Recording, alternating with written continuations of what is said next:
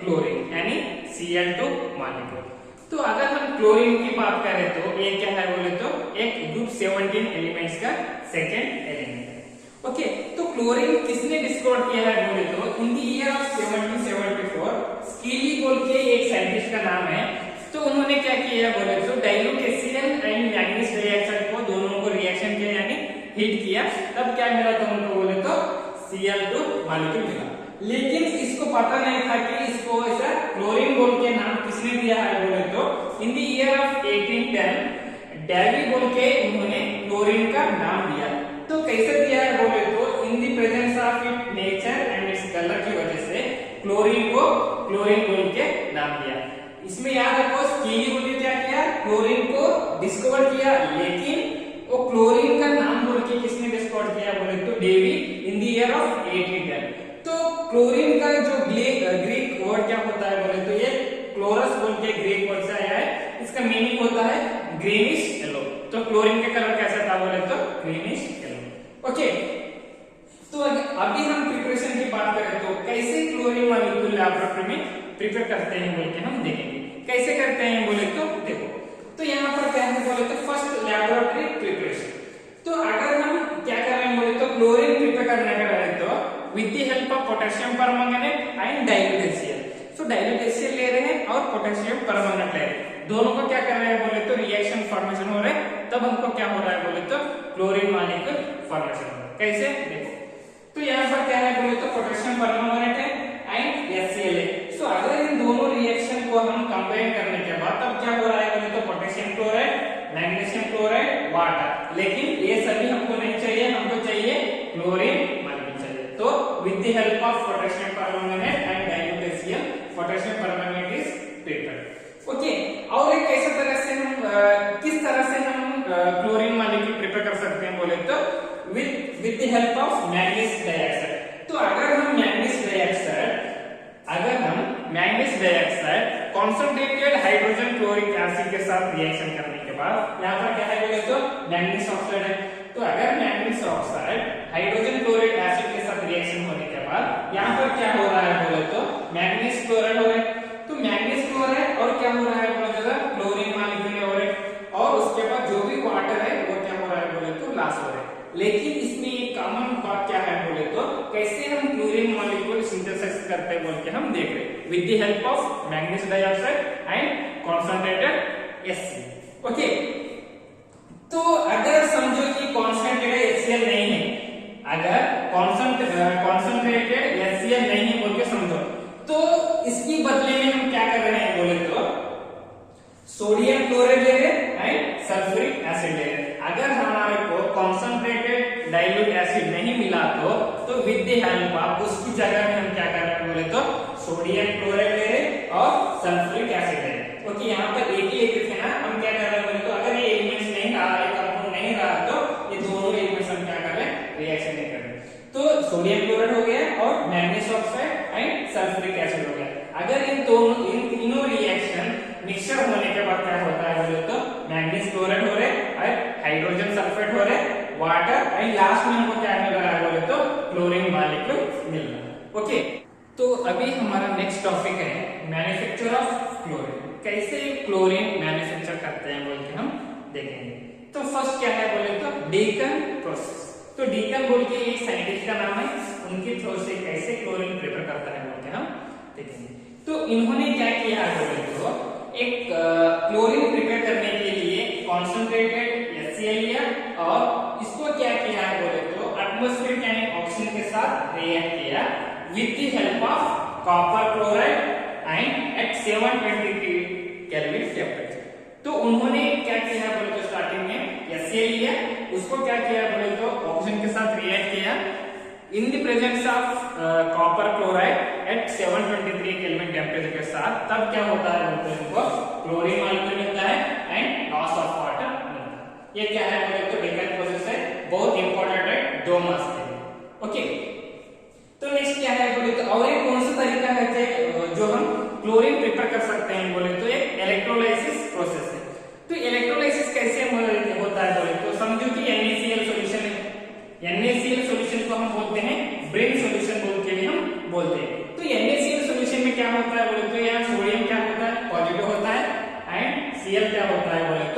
Negative होते हैं, यानी इसको क्या बोलते हैं बोले तो कैटायन यानी कैथोड, इसको हम बोलते हैं एनोड।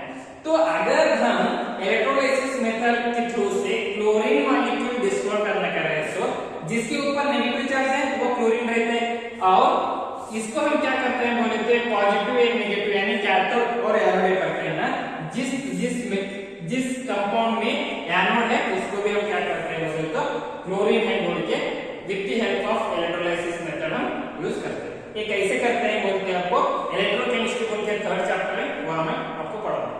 और नेक्स्ट टॉपिक है फिजिकल प्रॉपर्टीज। तो फिजिकल प्रॉपर्टी किसको बोलते हैं बोले तो किसी एक कंपाउंड्स को देखने के बाद उसका कलर शेप वो सभी बता सकते हैं ना, उसको हम बोलते हैं फिजिकल प्रॉपर्टीज। तो अभी हम क्लोरीन का फिजिकल प्रॉपर्टीज देखेंगे। तो क्लोरीन का कलर कैसा है बोले तो इसका ग्रीनिश येलो कलर है, ओके। तो और इसका स्मेल की बात करें तो ये ऐसा pungent smell and suffocated order, मतलब थोड़ा कन्नड़ थोड़ा शूटिंग नाइस वासना कंटेवಲ್ಲ ಸೊ ಆ ತರ, ಓಕೆ। तो ಇದು ಒಂದು हेवी पे ये ಮಾಡಿದ್ದಾರೆ। तो हेवी की बात करें तो ये क्या होता है बोले तो 2 to 5 times heavier than air से क्या है बोले तो 2 to 5 टाइम्स हेवियर, ओके। तो ये क्लोरीन मॉलिक्यूल क्या होता है बोले तो these are soluble in water. अभी हम क्या करेंगे बोले तो chemical properties of chlorine. Chemical properties इसको बोलते हैं कुछ ऐड करने के बाद कुछ नया कंपाउंड फॉर्मेशन होता है ना, उसको हम बोलते हैं केमिकल प्रॉपर्टीज। क्या कुछ कंपाउंड ऐड करने के बाद कुछ और एक नया कंपाउंड फॉर्मेशन होता है ना, उसको हम बोलते हैं केमिकल प्रॉपर्टीज। तो यहाँ पर फर्स्ट प्रॉपर्टी क्या है बोले तो reaction with metals and non metals. अगर chlorine molecule metal and non metal के साथ रिएक्शन होने के बाद क्या कंपाउंड फॉर्मेशन होता है बोल के हम देखेंगे। तो फर्स्ट क्या है बोले तो इधर एल्युमिनियम है। तो aluminium is reacts with chlorine in the presence of heating, we are getting a aluminium trichloride. मतलब जो भी एक क्लोरीन मॉलिक्यूल है अगर एक कोल से भी एक मेटल एंड नॉन मेटल के साथ रिएक्शन होने के बाद वो क्लोराइड फॉर्मेशन होता है, ओके। तो अभी देखो सोडियम एक मेटल है, when sodium is reacts with chloride in the presence of heating it can use A sodium chloride, okay. तो ये क्या है बोले तो आयरन ये क्या है, it's a metal. So when iron is reacts with chloride, okay, then we are getting a ferric trichloride, यानी आयरन फेरिक ट्राइक्लोराइड बोलते हैं इसको, ओके। तो अगर ये क्या है बोले तो फास्फोरस, तो phosphorus is reacts with chlorine molecule, it can use phosphorus trichloride, okay. तो अभी क्या है बोले तो सल्फर मॉलिक्यूल है। तो सल्फर एक मॉलिक्यूल अगर क्लोरीन के साथ रिएक्शन होते हैं ना तो तब क्या होता है बोले तो H2Cl2 यानी डाइसल्फर क्लोराइड फॉर्मेशन हो रहा है। तो यहाँ पर और क्या है बोले तो अगर हाइड्रोजन क्लोरीन के साथ रिएक्शन होने के बाद हाइड्रोजन क्लोराइड कंपाउंड फॉर्मेशन हो रहा है। ये क्या है बोले तो reaction with metals and non metals. Second chemical properties है रिएक्शन विद हाइड्रोजन। अगर क्लोरीन मॉलिक्यूल हाइड्रोजन के साथ रिएक्शन होने के बाद कौन सा नया कंपाउंड फॉर्मेशन होता है बोल के हम देखेंगे। तो यहाँ पर क्या होता है बोले तो अगर hydrogen is reacts with chlorine then it will form a hydrogen chloride, okay. तो यहाँ पर क्या होगा बोले तो एक हाइड्रोजन है और एक क्या है क्लोरीन है। तो अगर ये दोनों रिएक्शन फॉर्मेशन होने के बाद हाइड्रोजन कितना है हमारे पास 2 है, क्लोरीन कितना है 2 है, तो कितना हो जाएगा 2HCl। अगर समझो कि एक हाइड्रोजन सल्फाइड है तो हाइड्रोजन सल्फाइड अगर क्लोरीन के साथ रिएक्शन होने के बाद इधर 2HCl तो एक कंपाउंड बन गए, उसके बाद क्या बचेगा सल्फर बचेगा, तो सल्फर, ओके। तो अभी क्या है बोले तो ये C10S16। तो ये क्या है बोले तो एक डेकेन का कंपाउंड कार्बन कंपाउंड है।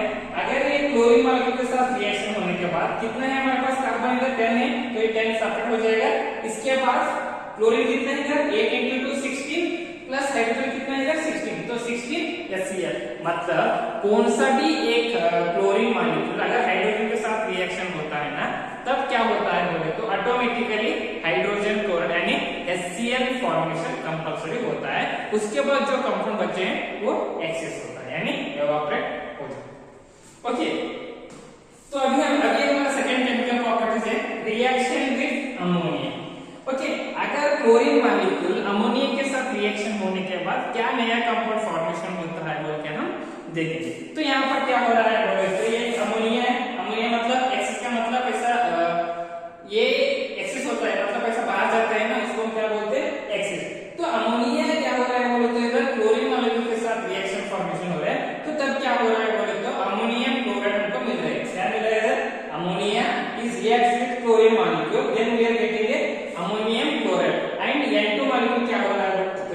वेपर होके बाहर जा रहा है। ओके, तो इसके बाद क्या हो रहा है बोले तो इधर अमोनिया है, अमोनिया क्या हो रहा है बोले तो 3Cl यानी क्लोरीन मॉलिक्यूल, यहाँ पर क्लोरीन क्या हो रहा है बोले तो एक्सेस हो रहा है। तो when ammonia is react with chlorine then we are getting a NCl यानी नाइट्रोजन ट्राइक्लोराइड। तो नाइट्रोजन ट्राइक्लोराइड क्या है बोले तो ये एक्सप्लोजिव का कंपाउंड है, मतलब ये ब्लास्ट हो जाता है। जैसे हम एटम बम को हाइड्रोजन बम में यूज करते हैं ना, एक ऐसा कंपाउंड है जहां एक्सप्लोजिव होता है। ओके, तो ये नाइट्रोजन ट्राइक्लोराइड है, ये 3HCl है। ओके, जब chlorine molecule is react with ammonia. तो ये हमारा फोर्थ केमिकल प्रॉपर्टीज है रिएक्शन विद सोडियम हाइड्रोक्साइड। तो यहाँ पर क्या होता है बोले तो सोडियम हाइड्रोक्साइड का मतलब अगर ये कोल्ड रहा और अल्कली रहा तो इसका क्या होता है बोले तो कंपाउंड चेंज होता है, यानी क्लोराइड होता है और क्या होता है बोले तो इसमें हाइपोक्लोराइड फॉर्मेशन होता है। तो इधर डाइल्यूट का मतलब क्या होता है बोले तो लो कॉन्सेंट्रेशन यानी लो मॉलिक्यूलर फॉर्मेशन। अगर हम कॉन्सेंट्रेशन की बात करें तो अगर ये reaction hot and concentration alkali के साथ रिएक्शन होने के बाद क्या होता है बोले तो क्लोराइड फॉर्मेशन होता है और क्लोराइड फॉर्मेशन होता है। अल्कली मेटल का मतलब कौन कौन सा होता है बोले तो यानी जो भी ग्रुप 1 एलिमेंट्स है ना उसको हम बोलते हैं अल्कली मेटल्स। कौन कौन सा है? लिग्नाइट की रबड़ी सब्जियां फ्री में बेचते थे, यानी lithium, sodium, potassium, rubidium, caesium, francium. Okay, तो अगर समझो कि ये यहाँ पर सोडियम हाइड्रोक्साइड है, ये कोल्ड एंड डाइल्यूट स्टेट में डाइल्यूट में है, तो डाइल्यूट का मतलब क्या होता है इधर लो कॉन्सेंट्रेशन है। तो यहाँ पर क्या हो रहा है बोले तो sodium hydroxide is reacts with chloride, it can use sodium chloride and NaOCl। NaCl को क्या बोलते हैं? हाइपोक्लोराइड बोलते हैं। इसका और क्या है? वाटर है। ओके, तो अगर हम हॉट की बात करें तो यानी इसमें क्या होता है बोले तो मोल का नंबर ज्यादा होता है, इसमें 2 था, यहाँ पर कितना है बोले तो 6 है। तो when sodium hydroxide is reacts with chlorine it can use sodium chloride and NaCl होती है, इसको हम बोलते हैं sodium chloride. Okay, plus water loss हो है। तो अगर हम रिएक्शन विद लाइम की बात करें तो अगर क्लोरीन मॉलिक्यूल स्लेट लाइम के साथ रिएक्शन होने के बाद क्या कंपाउंड फॉर्मेशन होता है बोल के हम देखते हैं। क्या फॉर्मेशन होता है बोले तो ये स्लेट लाइम, इसको हम बोलते हैं कैल्शियम हाइड्रोक्साइड भी बोलते हैं। तो when calcium hydroxide is reacts with chlorine molecule it can use bleaching powder. क्या है ये? CaOCl। तो CaOCl को हम बोलते हैं ब्लीचिंग पाउडर बोलते हैं। क्यों ब्लीचिंग पाउडर यानी CaOCl का फॉर्मेशन होता है बोले तो due to the presence of oxidation state ये ब्लीचिंग पाउडर फॉर्मेशन होता है। और क्या होता है बोले तो CaCl तो हो रहे और वाटर लॉस होती है। अगर क्लोरीन हाइड्रोकार्बन के साथ रिएक्शन होने के बाद क्या फॉर्मेशन होता है तो यहाँ पर क्या होता है बोले तो एक अनसैचुरेटेड एंड एक क्लोरीन मॉलिक्यूल के साथ रिएक्शन फॉर्मेशन होता है। तो ये क्या है बोले तो मीथेन है। तो अगर मीथेन क्लोरीन के साथ रिएक्शन फॉर्मेशन होने के बाद यहाँ पर क्या होता है बोले तो क्लोरोमीथेन एंड HCl फॉर्मेशन होता है। तो अगर हम मीथेन के साथ रिएक्शन करने के बाद क्या होता है बोले तो C2H4Cl यानी 1,2 डाइक्लोरोइथाइल मॉलिक्यूल फॉर्मेशन होता है। ओके, तो क्लोरीन वाटर क्या होता है बोले तो इसका कलर क्या होता है बोले तो ये लूज करता है। क्यों करता है बोले तो due to the formation of HCl and HOCl। ये बहुत बड़ा बहुत इंपॉर्टेंट है। देखो क्यों क्लोरीन वाटर के साथ रिएक्ट होने के बाद अपना कलर खो देता है बोले तो क्योंकि due to the presence of HCl and HOCl। Okay, अगर हम what is the composition of bleaching powder, ये भी इंपॉर्टेंट है, देखो 1 मार्क्स के लिए। Okay, what is the composition of bleaching powder? क्या है? CaOCl2, CaCl2 and CaOH। ये सभी क्या है बोले तो कंपोजिशन ऑफ ब्लीचिंग पाउडर। तो अभी हम क्या करेंगे बोले तो क्लोरीन का ऑक्सीडाइजिंग की पावर के बारे में हम देखेंगे। क्या होता है जो क्लोरीन किसी और एलिमेंट के साथ ऑक्साइड फॉर्मेशन होता है। तो फर्स्ट क्या होता है बोले तो क्लोरीन क्या करता है बोले तो ये ferrous sulphate is converted into ferric sulphate. इनका काम क्या है बोले तो ये फेरस सल्फेट से फेरिक सल्फेट ट्रांसफर करता है। कैसे? ये क्या है बोले तो ये फेरस सल्फेट है। तो when ferrous sulphate is react with sulphuric acid in the presence of chlorine it can use a ferric sulphate. Okay, ऐसे क्या करता है बोले तो it oxidises SO2 to sulphuric acid यानी सल्फर डाइऑक्साइड से सल्फ्यूरिक एसिड फॉर्मेशन होता है। कैसे? ये सल्फर डाइऑक्साइड है एंड वाटर है और क्लोरीन है, तो इसके साथ रिएक्शन होने के बाद ये सल्फ्यूरिक एसिड बनते हैं और HCl। ओके, तो और क्या करता है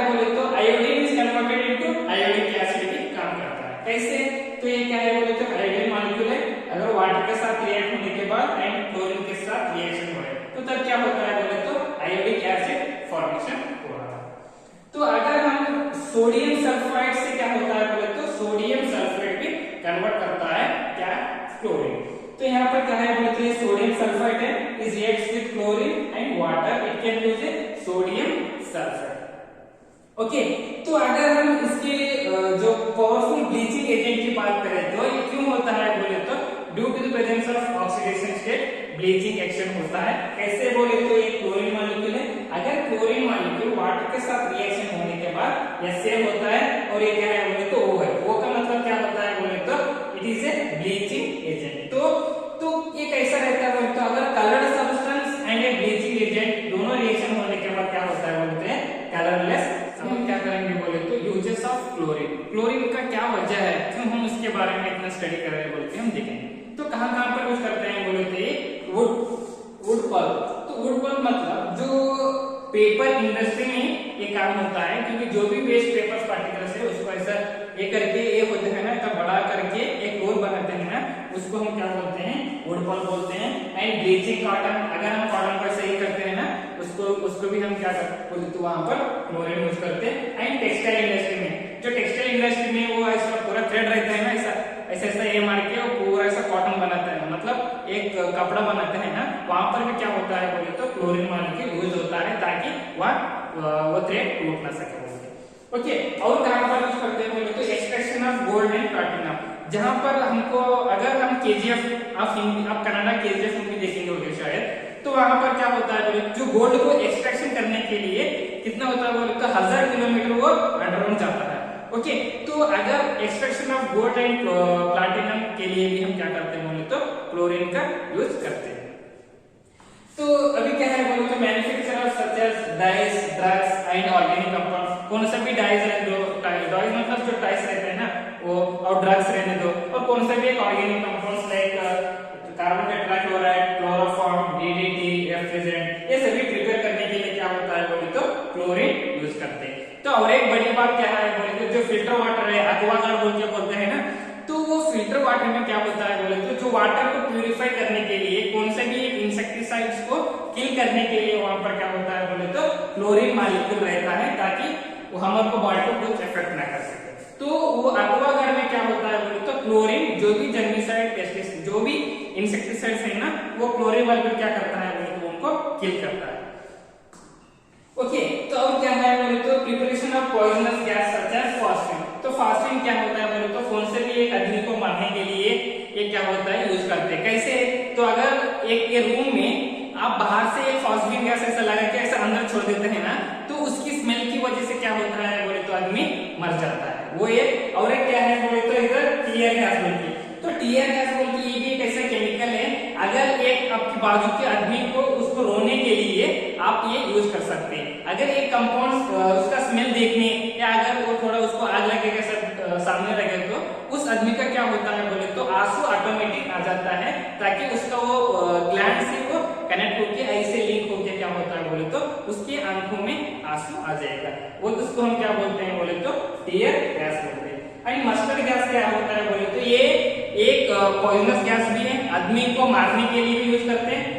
और जो भी वर्ल्ड वॉर में रहते हैं ना, वर्ल्ड वॉर 1 में क्या करा बोले तो जो अपोजिट लोगों को मारने के लिए ऐसा वो शूट करने के लिए क्या करते हैं बोले तो एक ऐसा छोटा पॉकेट को ऐसा आग लगा के फेंक देते थे, तो तब क्या होता बोले तो उधर सभी दुआ रहते थे, मतलब होगी अंतिवला ನಾವು ಕನ್ನಡದಲ್ಲಿ ಸೊ ಆ ತರ ಇತ್ತು। ಅವಾಗ ಏನ್ ಮಾಡ್ತಾರೆ ಅಂತಂದ್ರೆ ವಿರುದ್ಧ ಗಾಳಿಗಳಿಗೆ ಹೊಡೆದು ಹಾಕ್ತಿದ್ರು।